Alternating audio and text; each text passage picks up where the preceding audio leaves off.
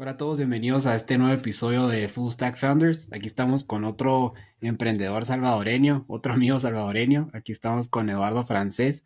Él es el co-founder de Propi.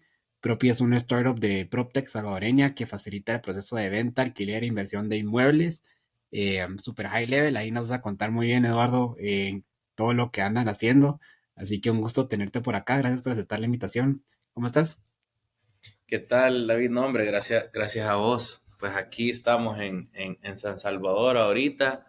Eh, pero sí, no, como vos decís, ahí iniciando un poco la aventura de PropTech, digitalizando, intentando digitalizar todo el sector inmobiliario residencial aquí en Centroamérica.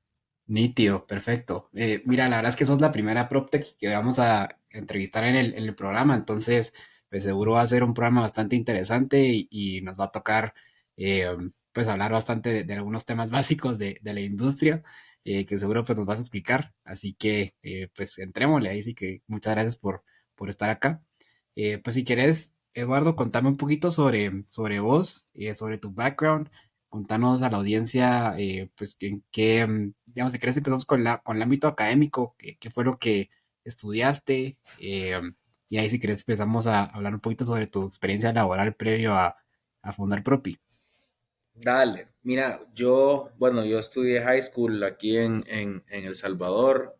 eh, Después me fui a estudiar estuve un año en Chicago y pues me gradué de George Washington University en DC. Estudié finanzas y relaciones internacionales y pues después de la universidad viví en los Estados casi 10 años. Después estuve haciendo consulting en un boutique consulting firm en DC. Y de hecho, pues el tema de startups, o sea, es como consumidor siempre expuesto, ¿verdad? Como consultor siempre queriendo buscar cómo resolver problemas, siempre cuestionando todo, teniendo, digamos, viviendo en Estados Unidos, creo que tenés, pues, la experiencia de tener acceso a estas innovaciones, creo que todos los Claro, días, ¿verdad? Cuando me fui a la universidad, bueno, comparo cuando mis hermanos se graduaron de la universidad, no existía el iPhone, para que tengas una idea. Cuando yo ya llegué, sí, ya estaba empezando Uber, inclusive Uber te regalaba entre 20 y $40, no me acuerdo, para que lo ocuparas. O sea, al final era como que estaba en ese Customer Acquisition Cost como de stage, ¿vea? Entonces estaban creciendo bastante y creo que también ahí empieza a un poco a interesarme toda esta parte. Del lado financiero, fíjate que me especializaba más pues en todo el corporate finance, pero sí llegué a tener clases ya bien específicas de venture capital, a entender un poco cómo funcionaba el mundo de venture capital. Siempre pues tenía la idea de irme a consultoría, ¿verdad? Y después de la consultoría y de estar en ese ámbito, es que, digamos, terminé en mi primera startup, se pudiera decir. nítido. ¿Y cuál fue esa primera startup? Mira, estaba en Washington y de hecho, pues ahora el que es mi co-founder fue el que me reclutó para irme a Hugo. Eh, Llegué a Hugo a mediados o a inicios del 2019, eh, donde básicamente todavía estaba en una etapa de crecimiento. Creo que solo estaba abierto El Salvador y Guatemala. Yo, pues, me recluta de hecho para estar apoyándole en dos áreas, tanto en el área de capital markets, ¿verdad? Que básicamente era el levantamiento de rondas de capital, pero era como un poco también el área de business development, donde había estrategia, digamos, de market entry, ¿verdad? Y un poco así.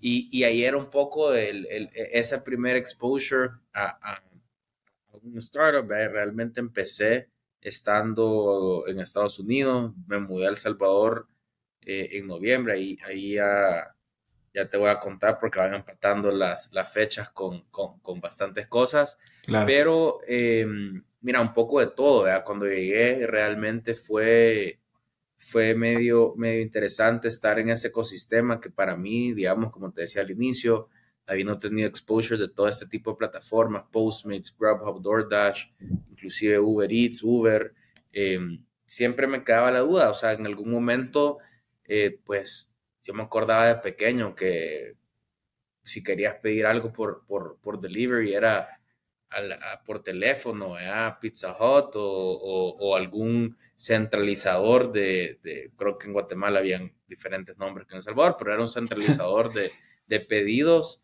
Inclusive en algún momento me acuerdo que te tenías que, un adulto tenía que confirmar la orden, digamos, en Pizza Hut y así para que te la procesaran. Y siempre me interesó. Conocí a los founders también de Hugo. Fue un feed bien interesante. Uno de los founders, Ricardo, pues, creció en mi casa, bastante amigo de mi hermano. Oh, wow. También conocí a Alejandro. Pero nunca me imaginé que un amigo de mi hermano iba a terminar teniendo esa tan buena relación de colega y que eventualmente se termina aprendiendo mucho de ellos. Entonces sí, llegué a Hugo a esto, empezamos llegué cuando estaban a mediados ya estaban empezando a levantar ese seed round, ¿verdad? Que creo yo que, pues la verdad, de lo que conozco, pudiera pensar que es de las primeras rounds donde empiezan a invertir fondos institucionales extranjeros en una empresa en Centroamérica, ya que creo que es bastante importante y más adelante si querés lo vamos conversando, eh, donde pues invierten, ya te da esa como credibilidad adicional. Tampoco es que era una empresa perfecta, creo que ningún startup es perfecto y cualquier persona que te lo diga o que piense que va a ser algo tan smooth y tan perfecto, Claro. creo que te va a mentir. Y básicamente eso, se abrieron eh, 7 países en Hugo. Al final hubo una expansión bastante interesante. La gente a veces piensa y se confunde entre la innovación eh, de la tecnología, que a veces, digamos, existe este hecho que la gente dice, son réplicas, no tanto innovaciones, pero realmente ahí sí creo que estoy un poco en desacuerdo, porque al final siempre tenés que ir tropicalizando a lo que tu mercado va pidiendo, ¿verdad? O sea, al final, o sea, sí soy fiel creyente en que el capitalismo sí funciona, en el hecho de que al final siempre gana, siempre hay un ganador en ese tipo de mercados donde el que más se beneficia al final es el consumidor.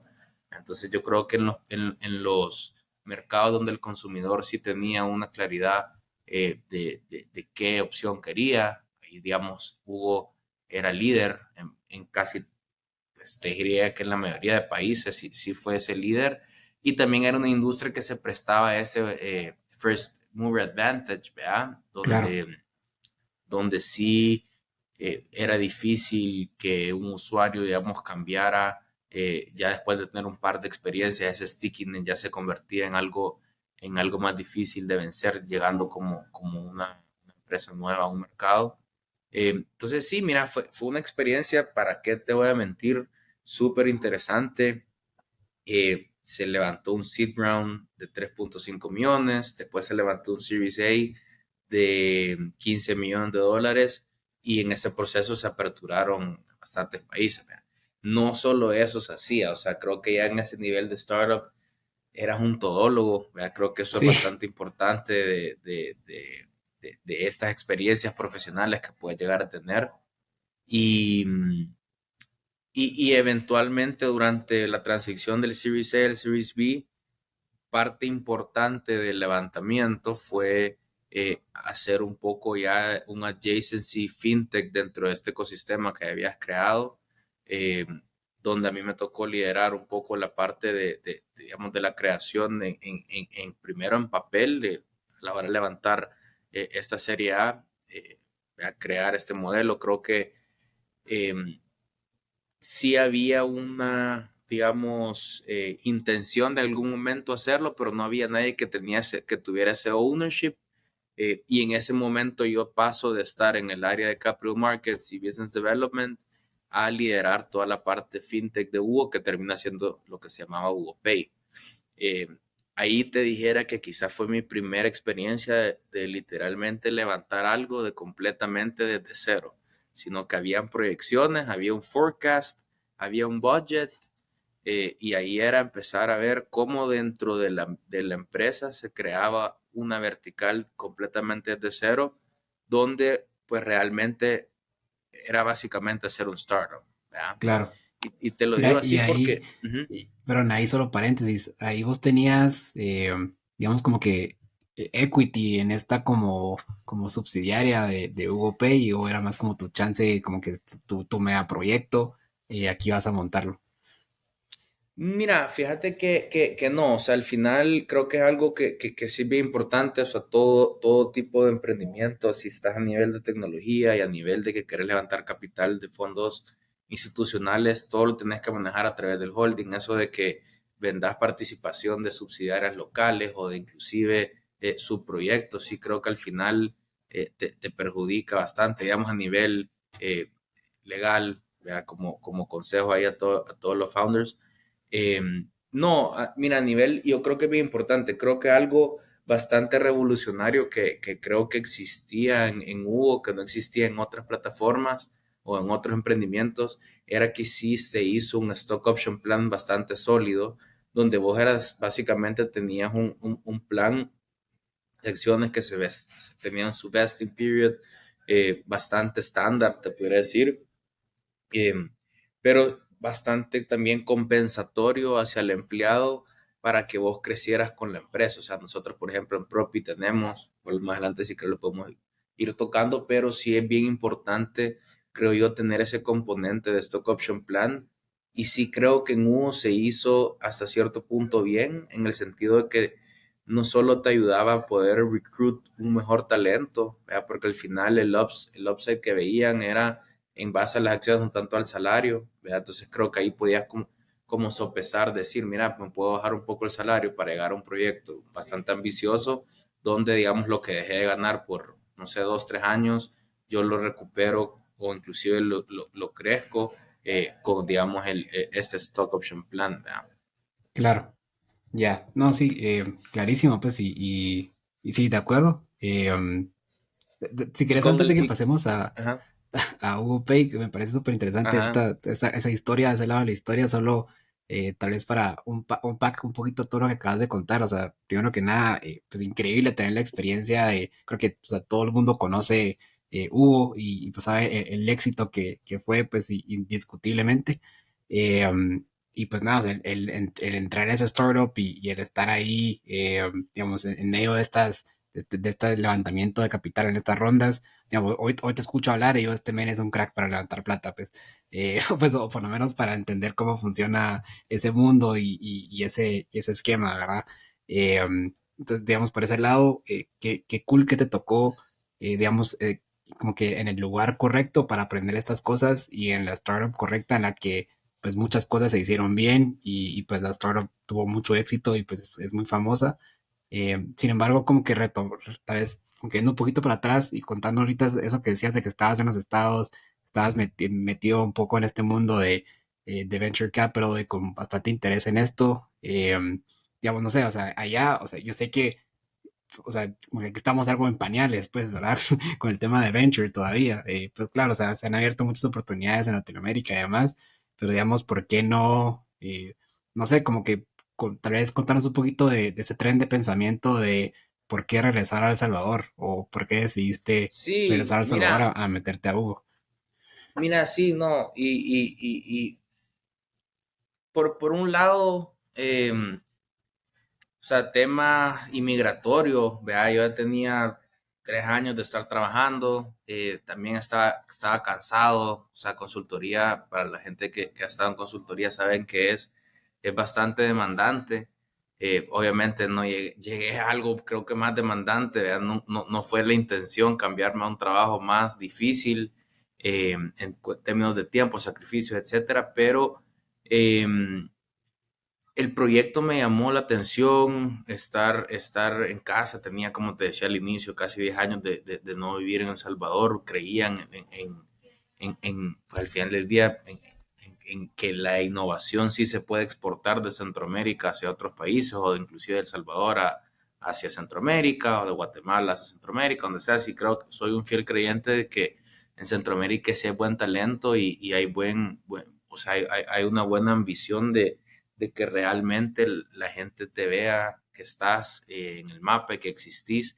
El proyecto era interesante, ambicioso, como te digo, no, eh, ya o sea, sí puedes arriesgarte en Estados Unidos a que quizás algún compañero en alguna universidad se invente algo y que te vas en la colada, pero o sea, siendo realistas, esa realidad es bien ficticia, ¿verdad? Mientras que era otra opción en El Salvador, con Stock Option Plan, un salario competitivo para la región.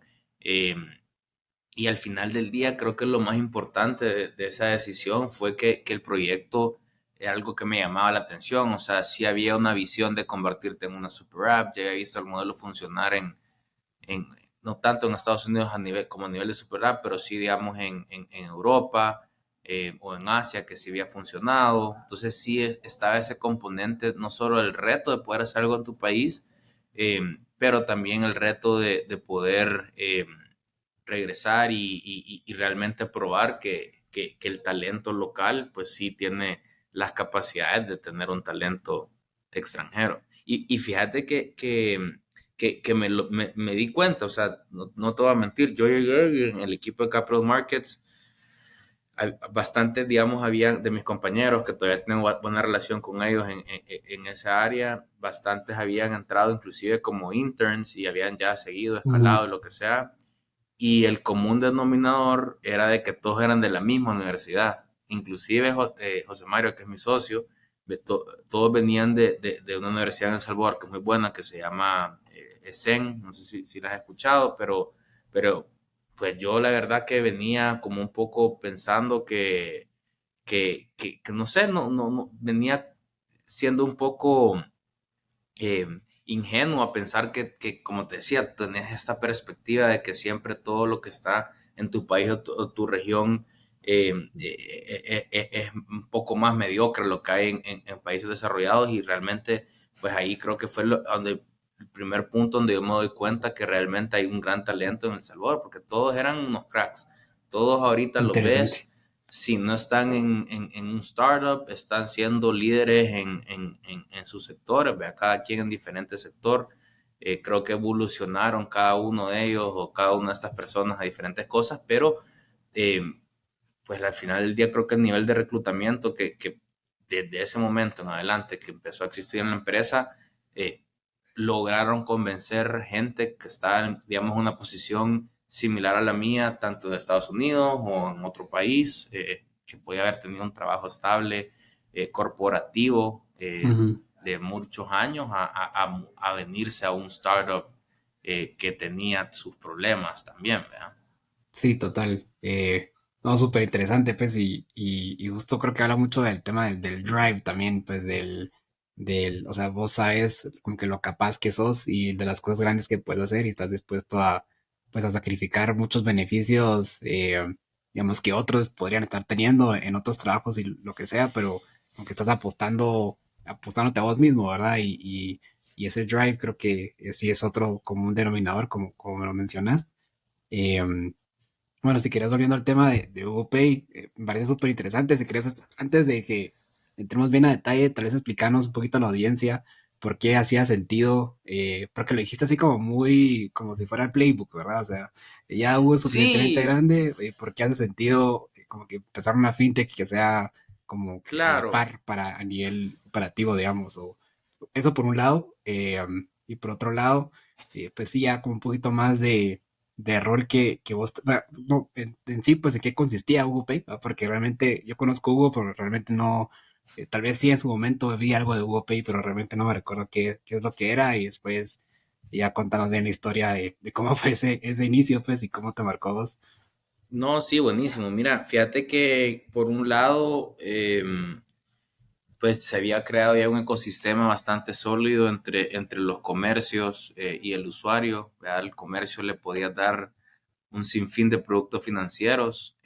Internamente también ya tenía verticales de diferentes, eh, no sé, diferentes áreas, se pudiera decir, que también ya pues, todas las instituciones financieras como los bancos o otros partners como las marcas de tarjetas, Visa, Mastercard, American Express, ya llega a un punto que te tienen que categorizar de diferente forma dependiendo qué estás vendiendo. Similar a, digamos, lo que pasa en Amazon o lo que pasa en otro de estos como marketplaces. Donde al final del día, o sea, es bien interesante el concepto, ¿verdad? Creo que es el concepto de la mayor parte de los marketplaces, donde vos como usuario vas a un marketplace, en este caso el marketplace de venta de comida, y no es casualidad que llegues y veas o que sintas que está, digamos, no sé, Pollo Campero ahí o que esté alguna otra de estas marcas, cuando también atrás tenés un montón de otros productos y servicios que se les está ofreciendo. O sea, vos, por ejemplo, ves Amazon o Etsy, vos llegás y buscas un ítem, si no está ese ítem, te vas a otro lugar y ahí un poco va rolando, digamos, esa analogía y esa forma de operar de un marketplace.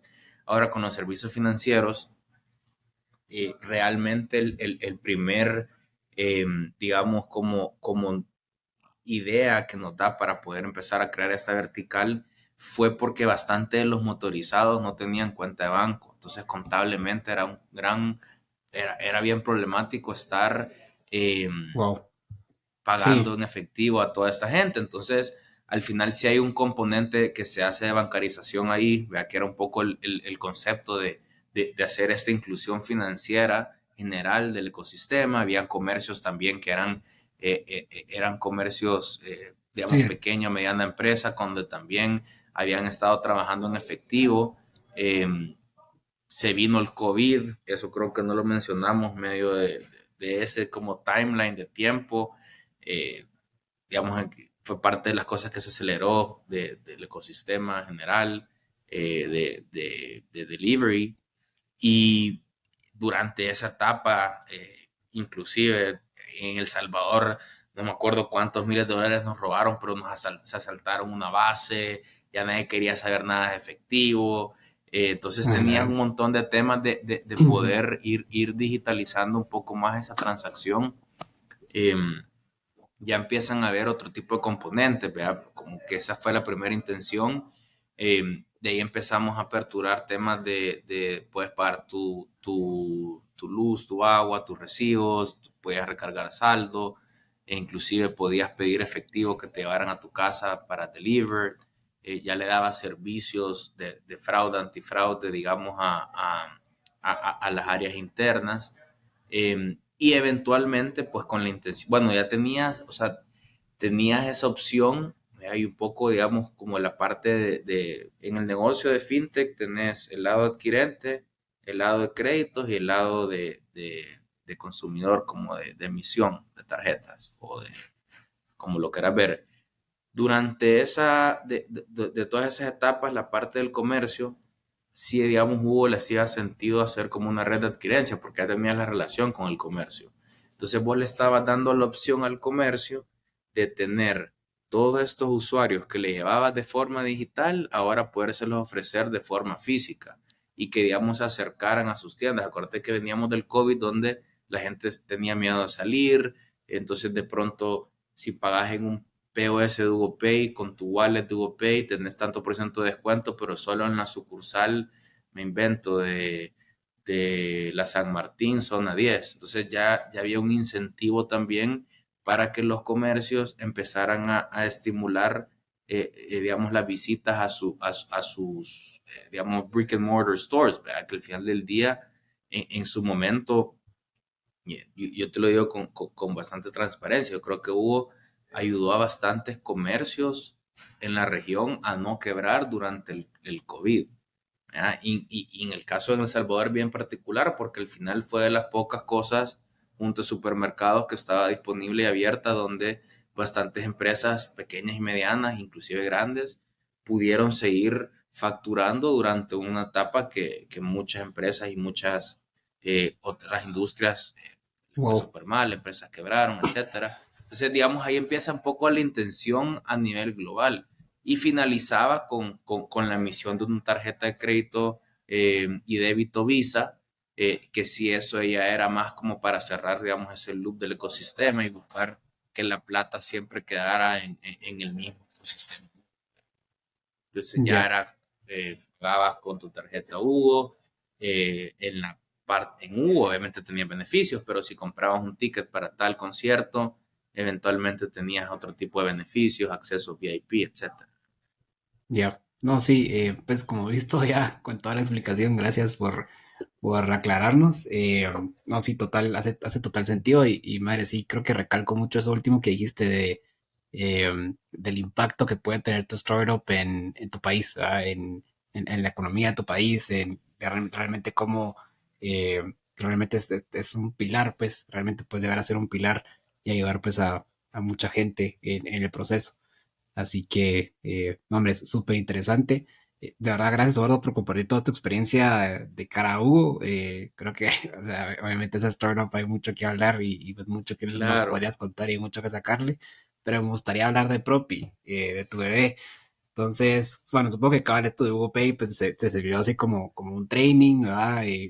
Para mostrar que claro. ese Sí, primer, fíjate que al final, o sea, sí, creo que fue parte de lo que me motivó a terminar emprendiendo. Ya, obviamente en ese periodo nunca llegué a ver ese proyecto finalizar al 100% porque hubo una venta a Delivery Hero de Hugo.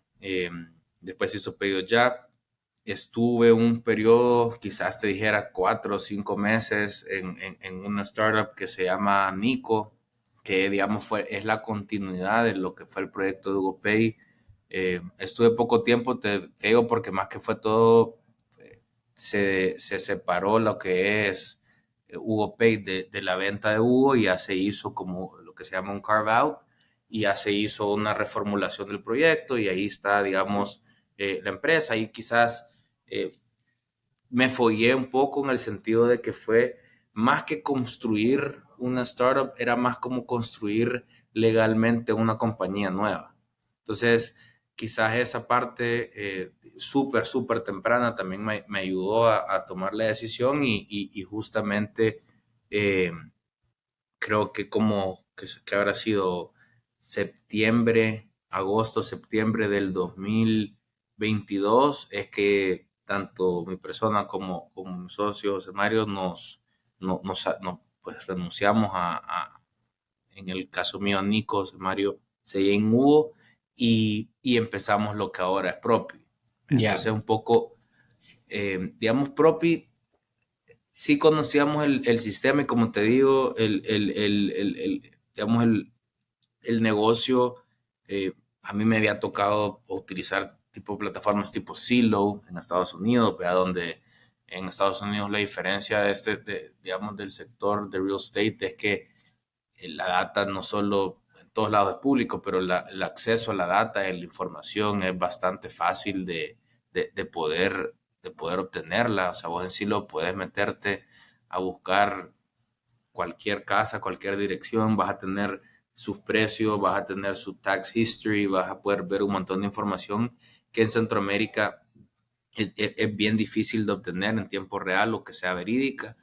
Y digamos un poco la idea nace también de experiencias personales. En mi caso, habíamos estado pues con mi familia tratando de ver, diversificar un poco el portafolio y invertir en real estate en El Salvador. eh, y aún teniendo conexiones digamos, o una cercanía, para no llamarlo conexiones, sino que una cercanía a desarrolladores, la forma de comprar, digamos, en este caso un producto nuevo era bastante compleja. Teníamos desarrolladores que te pasaban, digamos, las opciones que habían disponibles de un edificio en papel bond, en una foto en WhatsApp, con X y liquid paper, de los de los, no sé, los pisos y las unidades que estaban disponibles, que digamos esa era su digitalización, ¿verdad? Que inclusive para un sector, digamos, abandonado tecnológicamente era un gran avance. Por otro lado, José Mario se acababa de casar y me acuerdo que me comentaba que a él le tocó firmar 36 pagarés por uno por cada mes de los que se iba a mudar a su nueva casa y eran pues literalmente 36 firmas. Era un Wow. proceso de renta que fue bastante tedioso y ahí es donde nosotros, aparte de conocer, digamos, un poco el modelo, pues ya hayamos visto en la región, ahí es donde tal vez nos motivamos un poco más a indagar, ¿verdad? O sea, todavía teníamos eh, una, pues, como te decía, un trabajo estable, todavía seguíamos en U cuando empieza este chispazo de ideas.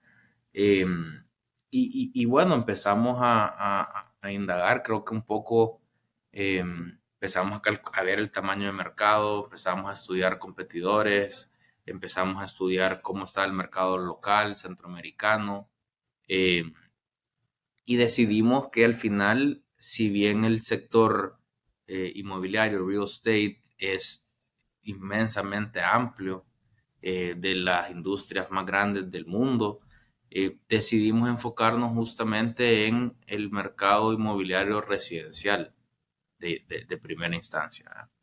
¿Y por qué esa decisión? Mira, por un lado vimos que era donde más instantáneamente podíamos hacer un cambio real a la hora de hacer, digamos, una transacción de forma digital. Eh, Veíamos que habían bastantes complejidades, pero que podíamos armar un equipo bastante sólido para empezar a generar esa, digamos, democratización del sector inmobiliario residencial. Eh, no sé, desde que te metías a un marketplace o que te metías a Facebook a ver fotos de apartamentos y que, no sé, en el background veías el calzoncillo, los calcetines tirados, tenías ahí una foto del baño con la pasta de dientes regada, o sea, al final veíamos que bastantes cosas se estaban haciendo mal y el mayor perjudicado en este caso, digamos, era el propietario, era Sí, el landlord que quería pues poner a capitalizar su activo y que de pronto podían haber, no sé, desde días, meses o el tiempo que tuviera de estar vacío, que realmente no era su culpa o no era la culpa del inmueble, sino que quizás era la culpa de cómo se estaba vendiendo el inmueble, o de las formas que el que representaba al propietario lo estaba queriendo vender y no estaba, digamos, atendiendo un mercado quizás un poco más joven, pero no necesariamente más joven, pero quizás un mercado que está, o sea, creo que nuestros mercados en Centroamérica han tenido acceso a muchas cosas que digamos, y más la gente joven, pero inclusive el adulto, que han tenido acceso a innovaciones muy rápidas. Entonces están acostumbrados a tener servicios de muy alta calidad. Vos estás viendo Netflix o estás viendo HBO Max y se te traba sí. y ya le empezás a decir que aquí la gran Y y le aquí decís de allá, o estás todo. viendo un partido y no sé, el proveedor que tenés se tiene lag y te cae en el celular el resultado antes, también ya, o sea, esperas un servicio de alta calidad y veíamos que realmente ni para alquiler ni para comprar en la región estabas teniendo, digamos, ese servicio de alta calidad. Y algunas personas sí, ¿verdad? Porque pues nosotros trabajamos y tenemos partners, muchos brokers y muchas inmobiliarias, pero eh, que dan servicios de alta calidad. O sea, quizás te dan un mega tour, te atienden, te sacan tu botella ahí de whisky o lo que sea para convencerte, pero no había un componente tecnológico. Y yo creo que este tipo de persona, o este tipo de buyer persona, este cliente, está esperando no solo un servicio de alta calidad, pero un servicio con un componente de tecnología, porque pasa todo el día en el celular. Entonces ahí veíamos ese como match de realmente eh, poder empezar a hacer un cambio de raíz. Claro. Sí, es súper interesante y creo que clarísimo el tema de la necesidad que mencionas y el problema de fondo. Tal vez ahorita contanos bien en qué consiste Propi, o sea, como tal, como plataforma, qué es lo que hace. Tal vez caminamos un poco en ese customer Claro. journey del producto, pero, y también si lo puedes conciliar con algo de esto, que es de que, sí, o sea, pero también a la vez es un mercado como que bien saturado, en el sentido de que mencionas el tema de brokers y pues, real estate agents y todo, y pues hay muchísimos, ¿verdad? Y con cualquiera, pues no sé, como que uno, se ve mucha gente que como hobby se pone a enseñar casas, casi que, ¿verdad? Y digamos, Claro. sí hay un componente de digitalización que es hay un montón de websites, o sea, que viven de ads, ¿verdad? Básicamente, en la que la gente va a postear sus propiedades y básicamente los users que alimentan esos websites son estos mismos brokers, ¿verdad? Que tienen un gran portafolio ahí de productos. Entonces, como que si hay cierto componente de digitalización. Obviamente, pues, o sea, veo tu website es otra onda, ¿verdad? Y si hay cierto componente de como que bastantes players en el mercado. Y me gustaría saber cómo, ahorita esto que nos vas a explicar el producto, eh, como que de cierta manera, como que empata ambas cosas, ¿verdad? O, o digamos, Sí, lo resuelve, ajá.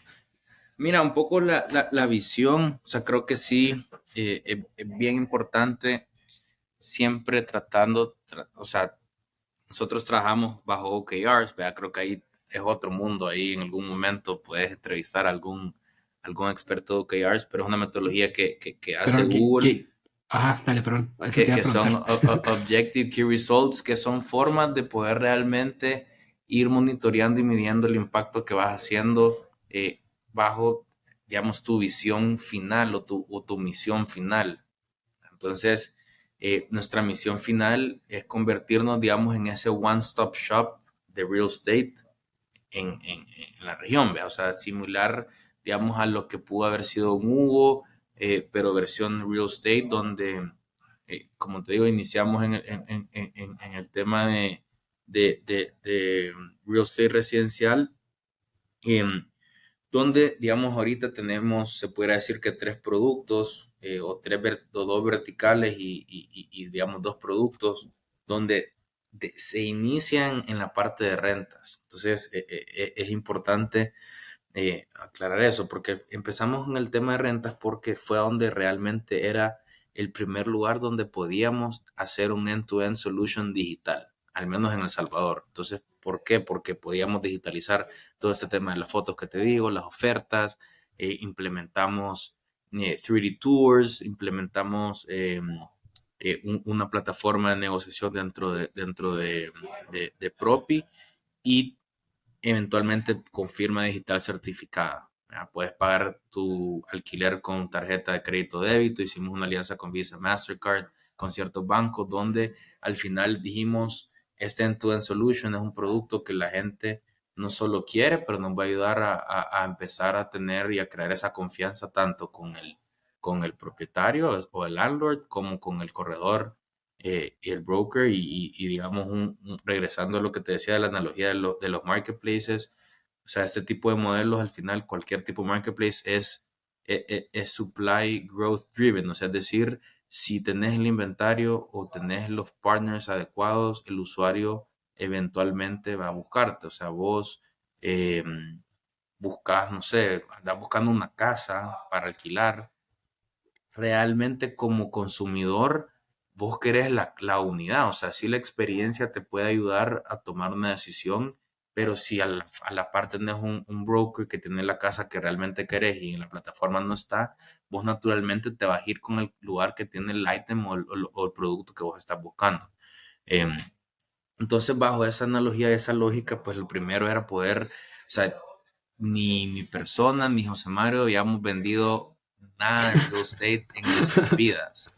O sea, creo que es importante recalcar eso, porque al final del día lo veíamos de una forma un poco más, te pudiera decir, imparcial del sector. O sea, entendíamos los problemas de estos stakeholders, ¿verdad? Que es la parte del corredor, la parte del propietario y del inquilino, el comprador, ¿Dónde empezamos a hacer?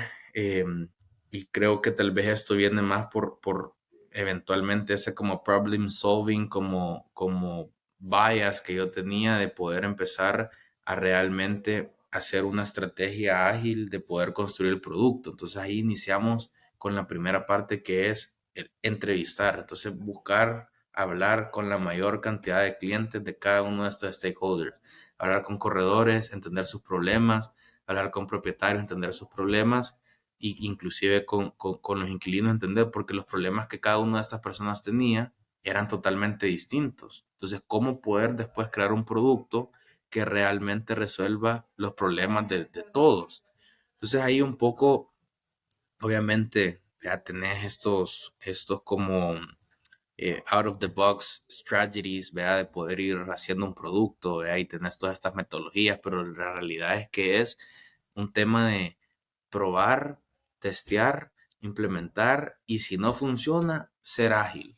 Y eso creo que es algo que nos ha ayudado bastante porque hemos ido aprendiendo en el camino. O sea, nosotros lanzamos en diciembre y, y el hecho de poder haber hecho estos pasos previos sí nos ha ayudado a, a realmente poder construir un producto que al final del día se vaya acelerando en ese tema de product market fit, ¿verdad? Sí, o sea, totalmente. Y no, es súper interesante, la verdad, cómo pues, la trayectoria me dio mucha risa. Nunca he vendido una propiedad en mi vida o nunca he rentado una, o sea, súper. Ahora sí, ahora Sí, sí, ahora, ahora sí, ahora que ya ahora te puedo muchas, me decir, imagino, ¿verdad? Sí. ahora sí Pero digamos, a muchas, la hora de empezar, pero en su interesante momento que no haya no. sido, que no haya sido una barrera, pues, o sea, que hayan atacado el problema de una manera eh, como más de optimización o más de enfoque tech. O sea, hay un problema, sabemos de tecnología, seguro no sabemos mucho de la industria, pero eso se aprende, ¿verdad? Y el problema sabemos que lo podemos resolver de una manera, pues, innovadora. Entonces sí, súper interesante. Si quieres hablar un poquito de esa transición digamos, o esa transición a ya tirarte como que full time en esto, ¿verdad? O ya decir, bueno, pues vamos con todo y tal vez de la historia de cómo reclutaste pues a los primeros team members y digamos, desarrollar el Sí, producto pues que tienen hoy.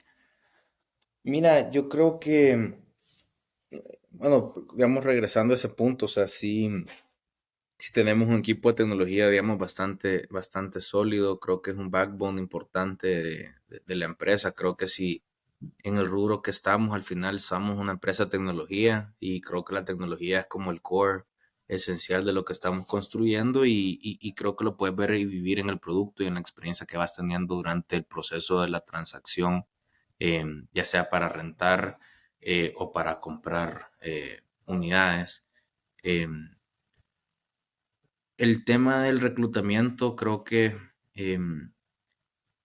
pues al final del día creo que en estas etapas tempranas creo que una de las cosas principales es no solo que reclute a gente que crea en el proyecto, ¿verdad? Pero también gente que crea en vos como founder y como líder. Yo creo de que pues los founders o los líderes que estén en este proceso ahorita, pues nosotros al menos somos un equipo, eh, te dijera que todavía pequeño, pero para la etapa que estamos sí es un poco más grande. Tenemos un equipo más o menos de 25 personas, donde tenemos gente que ha estado en Hugo, gente que ha estado en Unilever, gente que ha estado en Banco, eh, y pues desde gente que ha estado también en trabajos, te podría decir, como te digo, ya con esa experiencia de trabajos más corporativos, pero que eventualmente vienen a crear a un proyecto.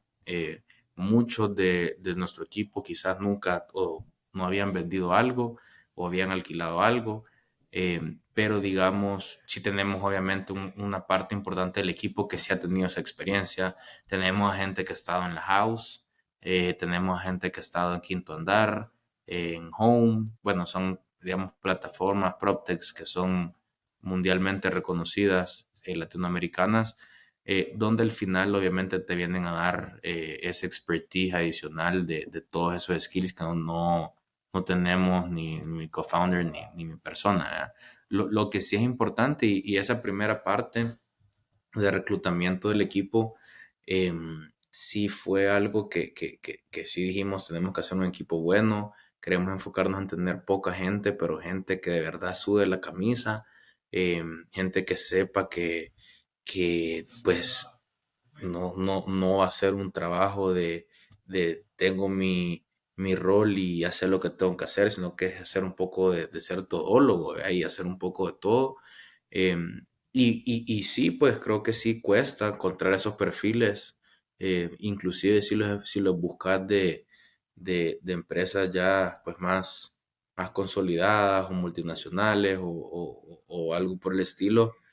O sea, yo sí, en mi opinión, sí creo de que un poco el founder que ha tenido la experiencia de startup, y que ha experimentado, digamos, ese hypergrowth, ¿verdad?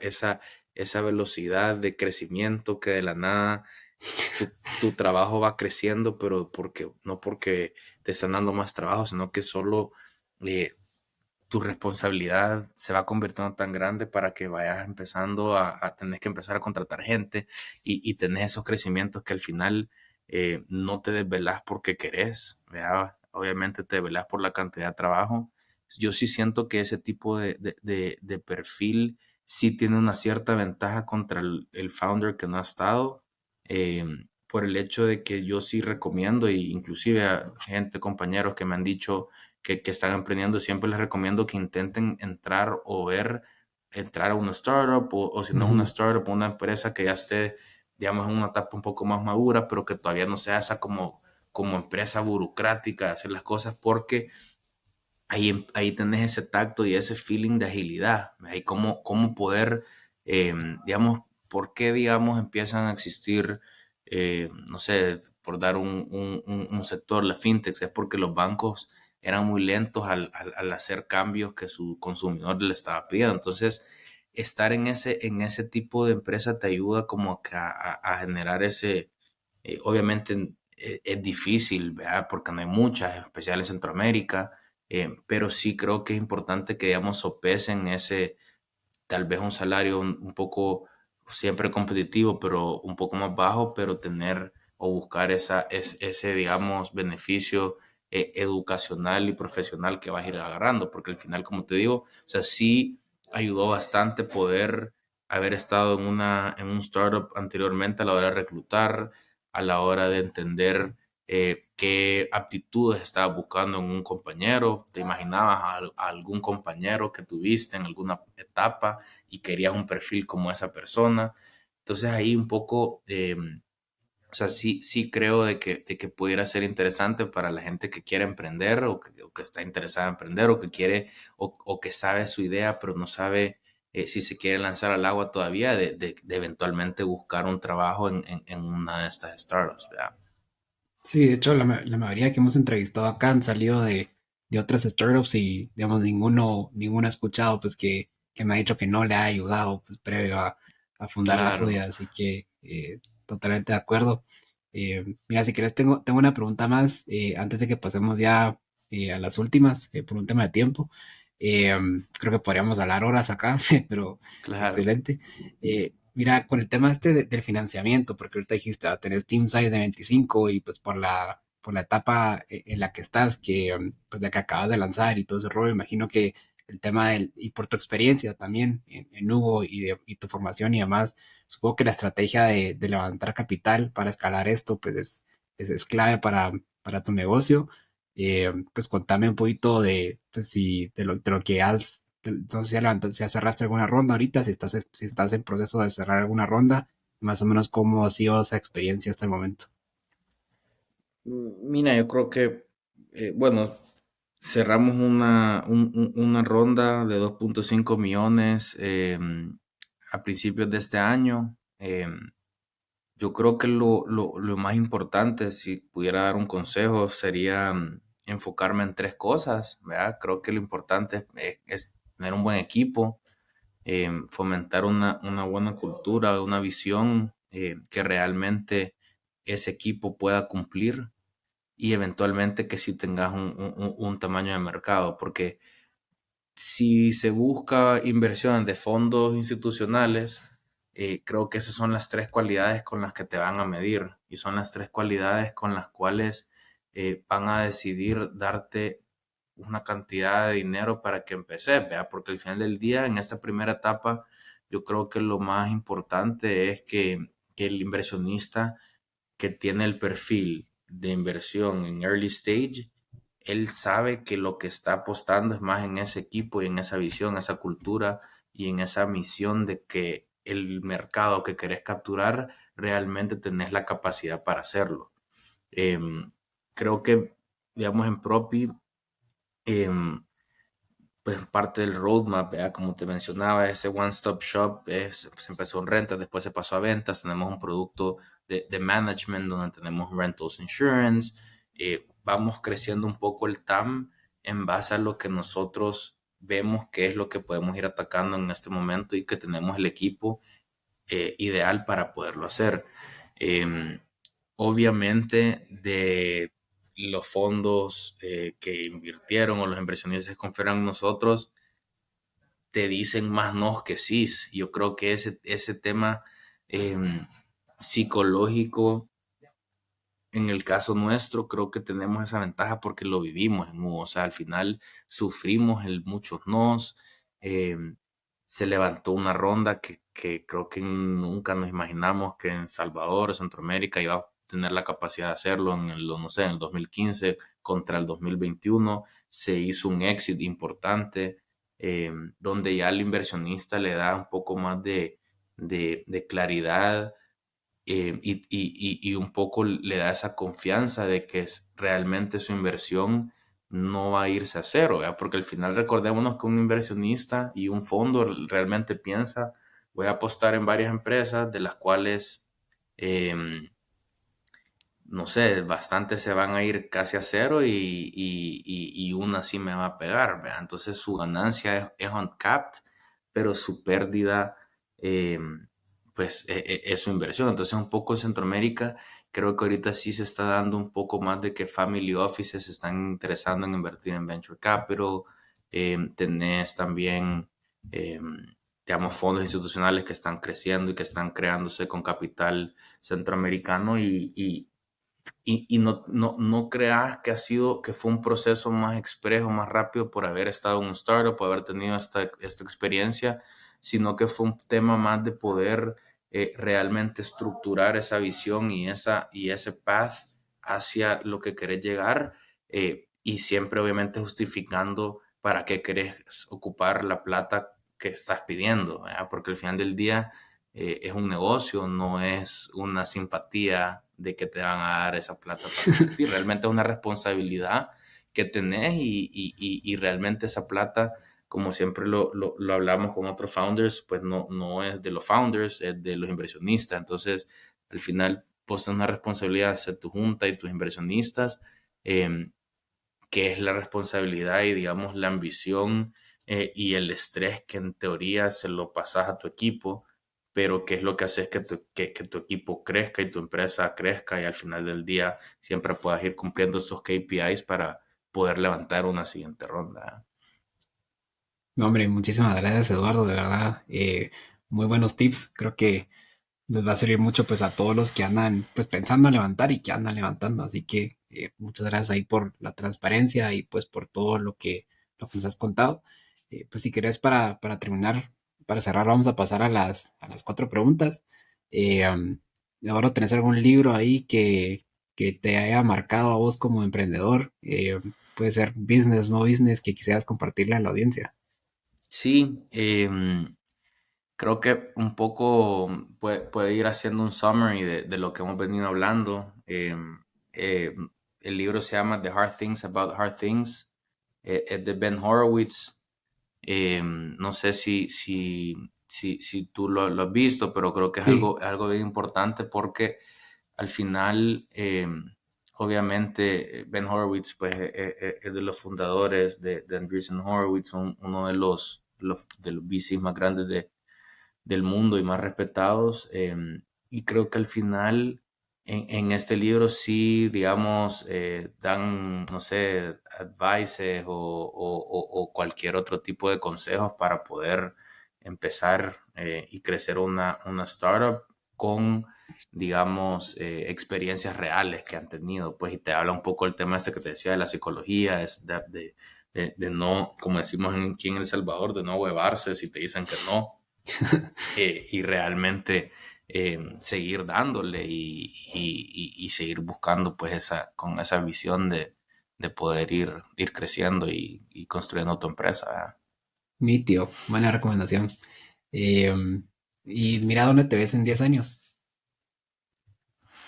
Mira, creo que ese tipo de preguntas, pues siempre es difícil y se las hace siempre a la gente que entrevistas para ponerlos inclusive incómodos, ¿verdad? Pero mira, yo creo que este proyecto de Propi, obviamente es el enfoque que tenemos ahorita. Sí creo que me viera siendo un second time founder en algún momento. Me gusta también el lado de VC. Pues mi fuerte es más el lado financiero, aunque en propio hago operaciones y productos, pero ahí tenés un poco de todo, que al final nunca sabes a dónde te llevan todos estos caminos, digamos, profesionales.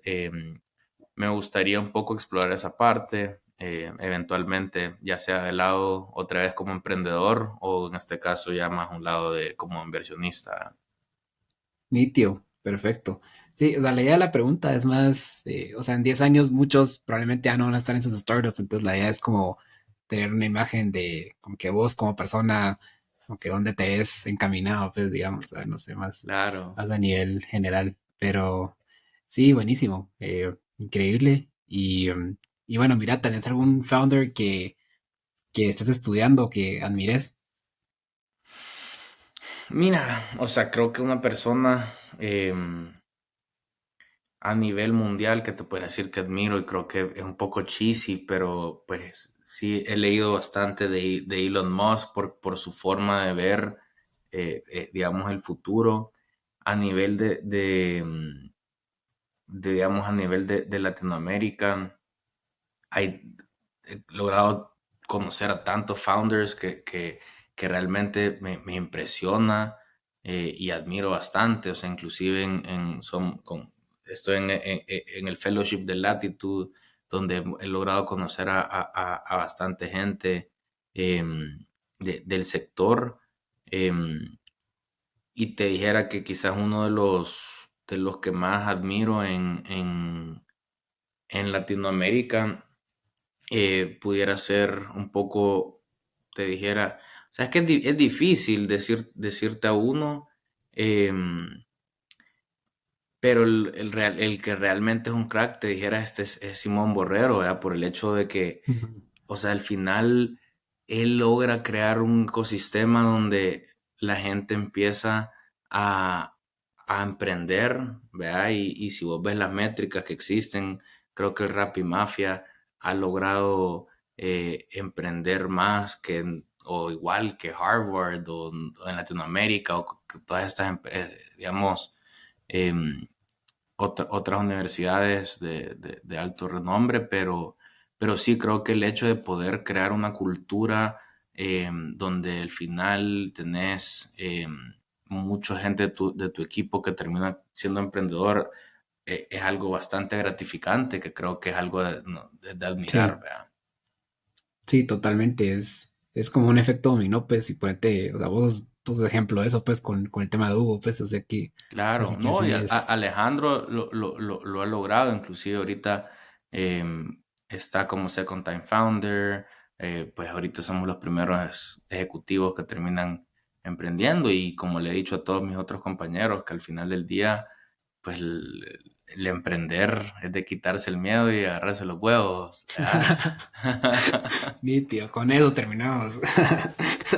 Perfecto, Está bueno. nítido. Em, Y solo, mira, algún founder que te gustaría que invitáramos aquí al programa y que nos compartiera sobre su startup. Eh, mira, obviamente te dijera José Mario, pero creo que hablamos bastante de Propi. Pero sí, no sé si han hablado con Gabriel Gutiérrez de Cubo. No, Gabriel, él fue es salvadoreño también, o sea que tuvieras otro founder ahora me em, llega. salvadoreño. Gabriel fue Regional Manager de Uber para Centroamérica y México.